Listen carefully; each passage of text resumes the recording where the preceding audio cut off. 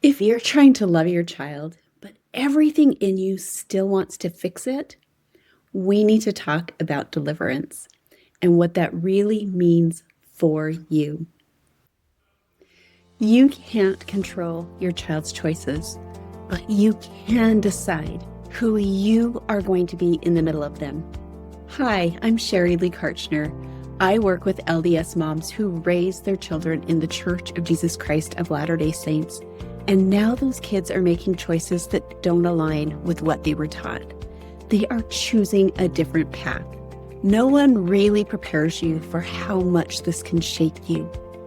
The grief, the self-blame, the questions about faith, the quiet fear that maybe you didn't do enough.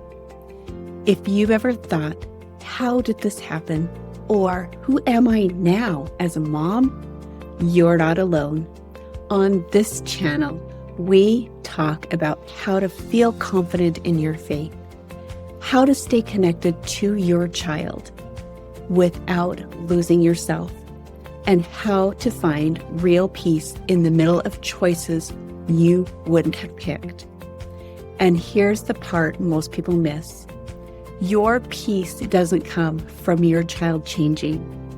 It comes from becoming confident and whole, no matter what they choose. I know this because I've lived it. I've learned how to move from panic and fear to clarity, peace, and real connection. Let's get into it. Deliverance is what happens when there's a gap between what you need and what you can do, and God steps in to fill it. I've been thinking a lot about that word lately. It's a word we hear all the time in the gospel, but usually we think of big miracles, big moments, big changes. But I want to offer you a simpler way to think about it. Sometimes he fills the gap with strength, sometimes with peace, sometimes with people, but the pattern is always the same. There is a need, and you cannot meet it on your own. It's everywhere. We see deliverance from darkness to light, from chaos into something created, order. We see deliverance from the fall through Jesus Christ, deliverance from spiritual death through his atonement, through baptism, through covenant, through the gift of the Holy Ghost. This constant, ongoing renewal. We see it in stories we've known our whole lives. A ram provided in the place of Isaac. Joseph delivered from the pit and then again from prison. His family delivered from famine. Daniel delivered from the lion's den. Shadrach, Meshach, and Abednego delivered from the fire. David delivered from Goliath. On my walk/run this morning, I was listening to the Follow Him podcast. Brother Dave Hadlock was talking about deliverance. It was perfect timing. He reminded us of passages from the book of Nephi, where he saw God's deliverance in his own life. They were delivered from Jerusalem, delivered when he was tied up in the ship, deliverance from grief in the Psalm of Nephi. Nephi relied wholly in every aspect of his life for deliverance. And we can see God's goodness in our own lives. Here's what I've come to love about deliverance. It doesn't always come in the same way. Sometimes it's immediate. Sometimes it's slow. Sometimes it looked like rescue. Sometimes it looks like strength to endure. Sometimes it looks like things changing. And sometimes things don't change until maybe in the middle or at the end of the story. But the pattern never changed. There was always a gap, something that we could not do on our own. And God stepped in. When you're in the middle of your story, especially as a mom, it's easy to believe that your situation is different. that this one is too complicated and you can't even see how there is going to be deliverance. It's too personal. It's too far gone. But God has always been in the business of deliverance. Not just once, not just for certain people, but again and again and again. Help is sent. Here's why this matters so much for the moms I work with.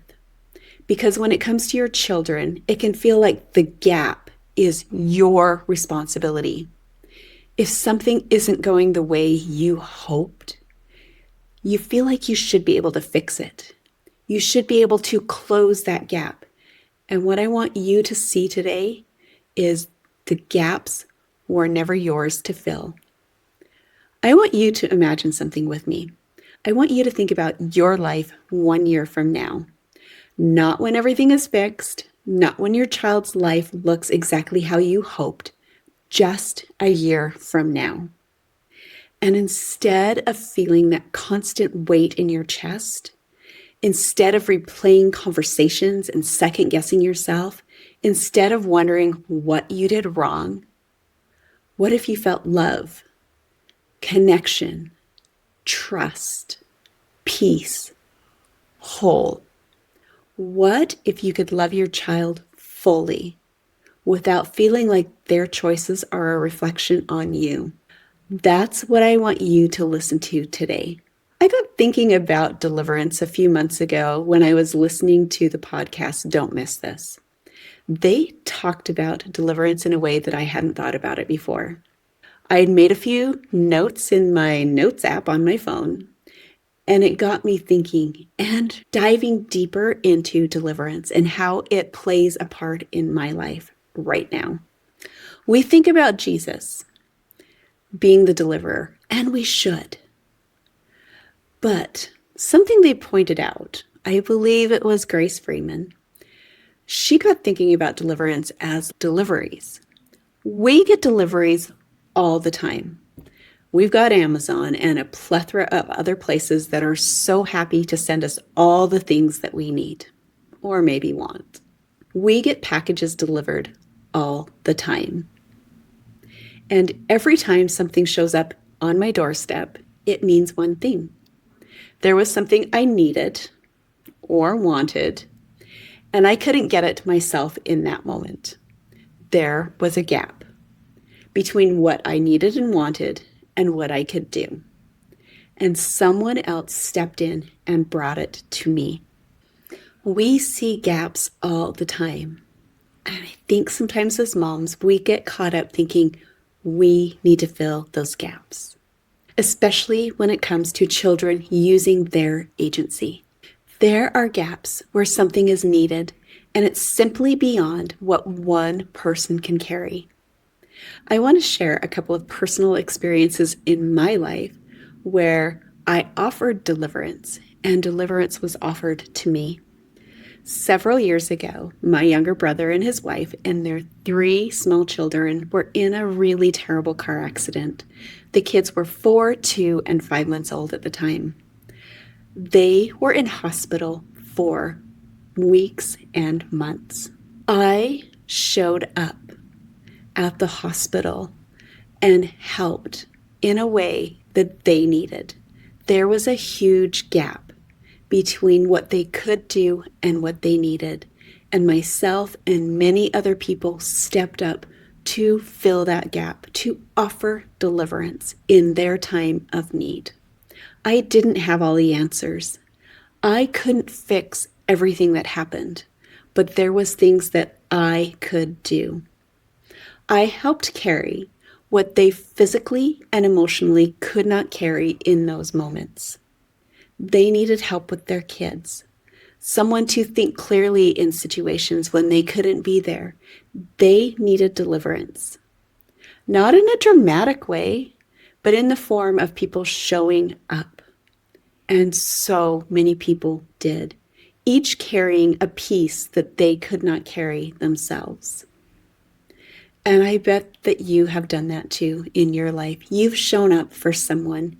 You've stepped in those hard moments and carried something for them.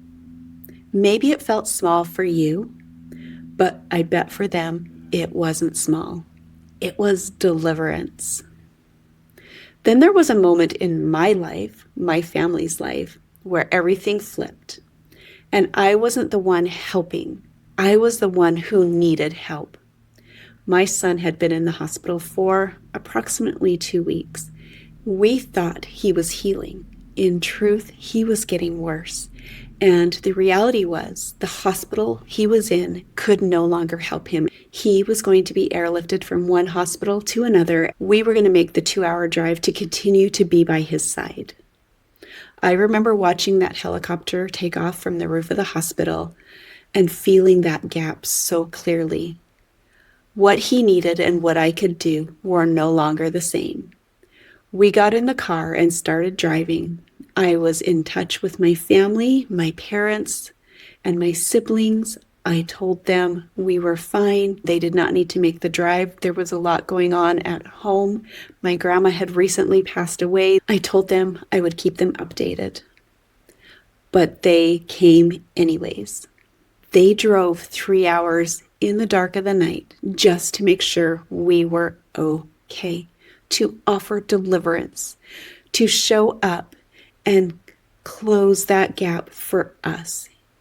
No, they weren't offering medical help, but they offered a different form of deliverance for me and my husband and our other children. They couldn't fix what was going on, but they could help carry some of that burden. That's what deliverance is. Sometimes it's not anything changing. Sometimes it's that you are no longer carrying it alone. That's what I want you to hear, especially if you're a mom of adult children. Sometimes we carry, and sometimes we need to be carried. Even the very best people can only carry so much. There are places in your child's life and in your heart that no person can reach. And this is where I see so many women hurting, because when your child's choices don't align, we start letting it mean something about ourselves. Like you weren't enough. You failed. There's a quote that says, "In the Lord's plan, there is no room feeling like you are not enough." So if your brain is telling you that story, that is not coming from Him. You are enough. Yes, we love. Yes, we show up, but we were never meant to be the one that delivers in all situations. That role has been filled. Sometimes we are the person that offers deliverance. We can step in. That is working in God's hands. Elder Bednar teaches, the enabling power of the atonement strengthens us to do things we could never do on our own. That power is working in you, and it's working in your child's life too. In ways you cannot see, in ways you cannot control. So instead of asking, how do I fix this? What if you ask, what does it look like to love and let Him deliver? For this episode's Your Allowed reminder, you're allowed to stop carrying what was never yours to carry. You're allowed to feel peace, even here, even if it looks messier than you ever thought it would. In Mosiah 24:14 it says, "And I will also ease the burdens which are put upon your shoulders, that even you cannot feel them upon your backs while you are in bondage. And this will I do, that you may stand as a witness for me hereafter, and that you may know of surety that I, the Lord God, do visit my people in their afflictions." He will ease our burdens. And then in Matthew 11:28 it says, "Come unto me, all ye that labor and are heavy laden, and I will give you rest." Filling that gap. Not because everything is fixed, but because you are no longer carrying it alone. or no longer carrying it at all because it's not yours to carry. If you're listening to this and something in you is tired of carrying this, tired of trying to figure it out, tired of feeling like somehow it all comes back to you, I want to invite you to something deeper. I've created a program called Confident and Whole. It's specifically for LDS moms who are navigating this kind of heartache. Women who love deeply, who have done so much right, and are now trying to figure out how to feel peace. Right now, I'm opening up Confident and Whole to founding members at a deeply discounted rate. I would love to walk with you through this. But first, let's talk. I offer a free 25-minute connection and peace call. We'll look at what's going on and we'll see if this program is a right fit for you. No pressure, just clarity. Because you don't have to keep doing this alone. And you don't have to wait for your child to change to feel whole again. If you're a mom who wants to stay confident and whole in this season, this channel is for you. There's more coming, and I want you to have support every step of the way. Tap the bell so you'll know when a new video drops. And if you're ready for more than just information, if you want real guidance as you figure out who you're going to be in this season of motherhood, there's a link below. That's where you can learn more about working with me one-on-one inside of Confident and Whole. You don't have to wait for your child to change for you to feel peace again. I'll see you in the next video.